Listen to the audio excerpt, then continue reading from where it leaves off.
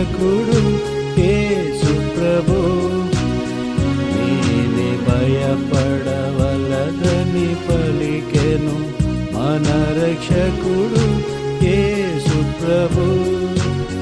తన సమాధానమునికిచ్చి